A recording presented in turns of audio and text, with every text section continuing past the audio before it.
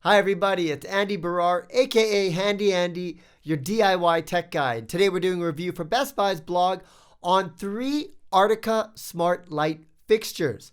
Now these aren't just light bulbs, these are the entire fixture. And so we're going to be showing you 3 different products, the Artika Galaxy, the Pluto, and the Stark.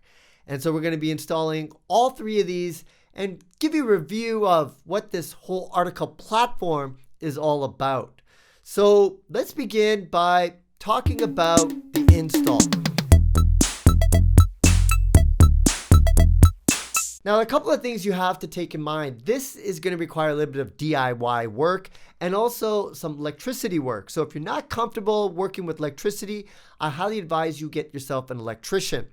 If you are, this is totally doable as a DIY project.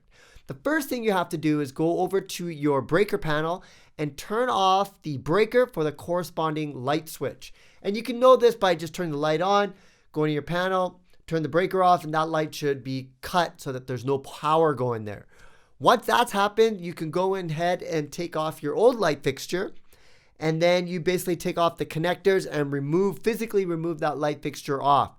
What you're going to be left with are 2 wires, typically a black wire and a white wire, and maybe a ground as well. From there, you grab the new light fixture. In this case, I had both the Stark and the Galaxy that I was installing. And it was super simple. You just have to mount it. The Stark is actually made for vertical walls, so that's where I put it. And the Galaxy is made for ceilings. And what's interesting about this Galaxy light fixture is that not only does it have LED lights to give it white light, that you could also change the temperature, it's got an RGB light that can allow it to change different colors, and also a Bluetooth speaker. So I went ahead and put that in a spot where I wanted to review it, took off the old light fixture. The whole install for either 3 of these light fixtures is going to be 5 or 10 minutes. From there, you're going to have to connect it to your Wi-Fi network. And I ran into some problems because I have a mesh system, and that has a single SSID. And all these smart home products, and trust me, I've been installing so many to my network, they all want to connect on 2.4. If you have a single SSD that's created from a mesh network that combines the 2.4 and the 5, you're going to run into some issues. There's 2 workarounds, however. You can walk away from your mesh system, like maybe go into your backyard where you still have Wi-Fi, because it will drop down to the 2.4 and you can do your install from over there. I've done that before in my backyard, installing smart home products indoors to get to that 2.4 band. The other option is you can go into the settings of your mesh system and disable the 5 gigahertz band, or just split them up and have a 2.4 and 5.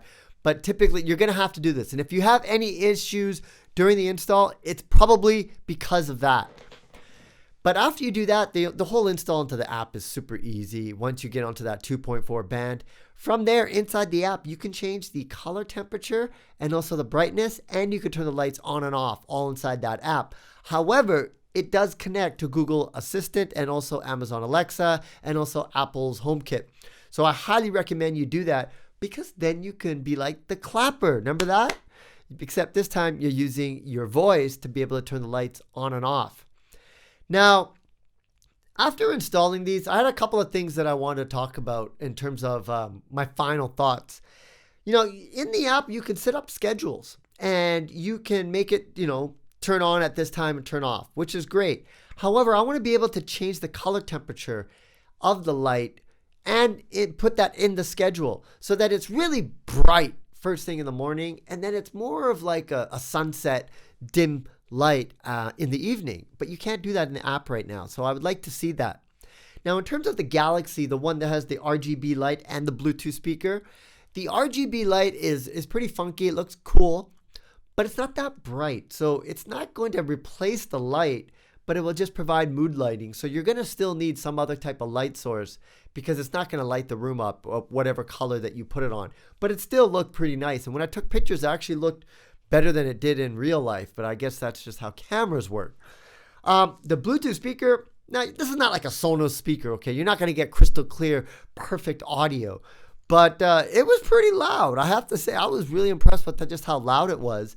And, it makes it great for like listening to podcasts, because imagine like you're cleaning your house, you got this light fixture, say in your kitchen or in your bathroom, and it's got a Bluetooth speaker in it, right? The Galaxy.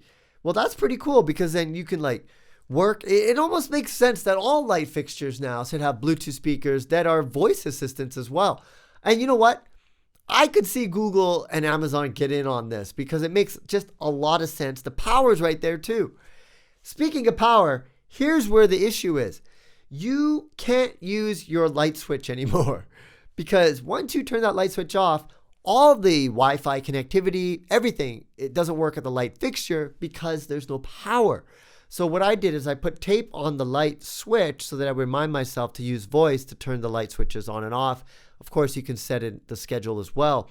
But, family members who aren't very techie aren't going to like this. It's going to be a lot of change. So it's definitely not for everyone. Maybe you can put it in your bedroom where you have full control of that light. But I don't know, putting this in like a kitchen or a living room where people need to be able to turn it on, or they're used to using the light switch, it might not work. So that's just something to look out for.